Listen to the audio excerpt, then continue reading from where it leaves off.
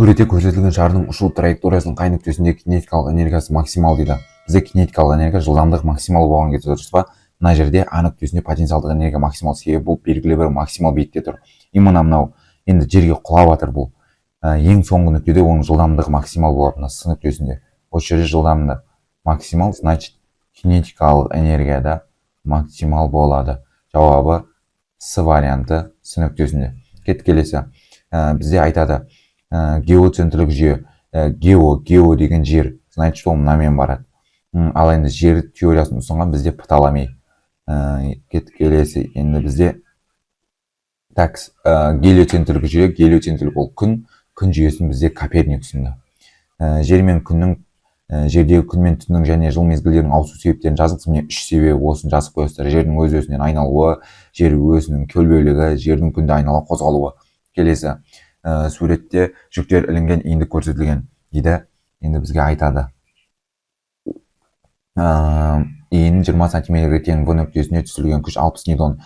Иіндік тепе-теңдікте болу үшін А нүктесіне қандай күш түсіру керек дейді. Бізде енді О нүктесі ол тіреу нүктесі, ОА және де ОВ күш иіні деп аталады. Бізде енді қалай есептейміз? F1 ОВ тең болады F2 көбейтілген ОА-ға кәдімгі иіндіктер ережесі. Осы жерден F2-ні табатын болсақ, F1 ОВ тең болады ОА-ға. Енді F1 деп отқанымыз ол 60, ОВ деп отқанымыз 0,2, мер 0,15. Енді осыны есептейміз.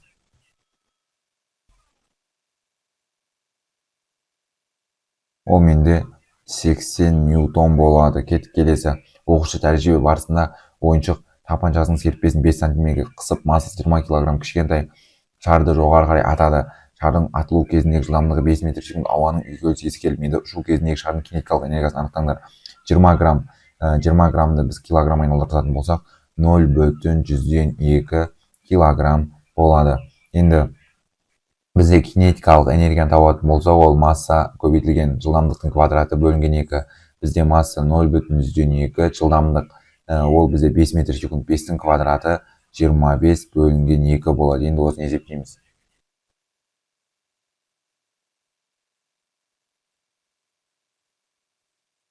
Ол менде 0,25 джоуль болады екен.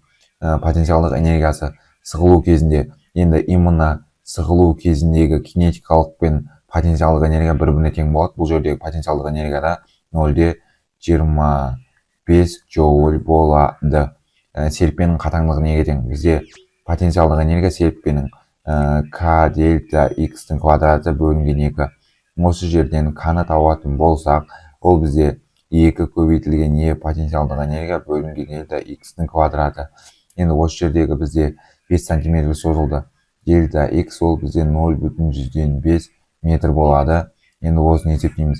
2-ні көбейтемін 0,25-ке, ал дельта X-тің квадраты 0,5-дің квадраты ол бізде 0,25 болады. 10,025. Енді осыны есептейміз.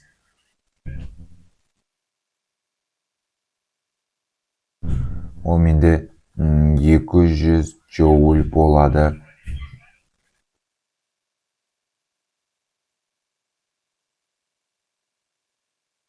Ол менде 200 ньютон бөлінген метр болады екен қатаңдығы. Шар траекториясының ең жоғары нүктесіндегі потенциалдық энергиясы мен көтерілу биіктігін анықтаңдар. Бізде Е потенциалдық энергия mgh.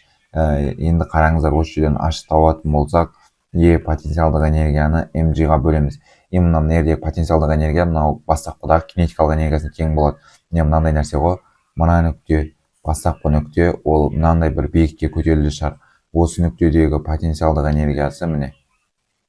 Мына нүктедегі бастапқыдағы кинетикалық энергиясы бір-біріне тең болады. Сол себепті Е потенциалдыққа 0,25, біздегі шардың массасы ол 0,2 көбейтілген G 10-ға тең. Енді осыны есептейміз. Ол менде 1,25 метр болады. Келесі. Биіктігі 1,5 метр, ұзындығы 15 метр көлбеу бойымен шарды жоғары көтерді. Суреттегі мәліметтер пайдаланып төменде келтірілген кестені толтырыңыз. Шарды h биікке көтеруге жұмсалған пайдалы жұмысты табыңыз. Енді біздегі пайдалы жұмысымыз ол F ауырлық күшін H-биікке көбейткенге тең. Біздегі биіктік 1/5 метр, сонда ауырлық күші 1500-ді көбейтемін 1/5-ке. Енді осыны есептейміз.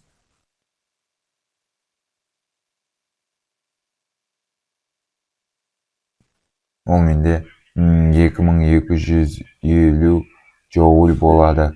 Көлбеу жастық қозғалған кездегі жасалған жұмысты табыңыз.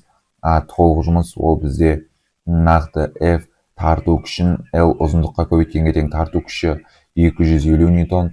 Осыны көбейтемін мен 15-ке. Енді осыны есептейміз.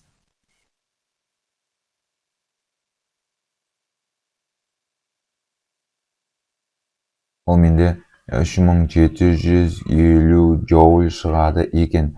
Пайдалы әсер коэффициент. Пайдалы әсер коэффициент пайдалы жұмыс толық жұмыс көбейтілген 100% болады. Біздегі пайдалы жұмысымыз ол 2250-ді бөлемін 3750-ге көбейтемін 100%-ға. Енді осыны есептейміз.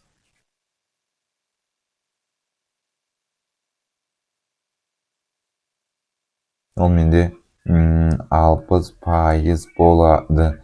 Келесі кестедегі мәндерді талдап, көлбеу жастық пайдалы әрекет коэффициентін арттыру тәсілдерін ұсыныңыз.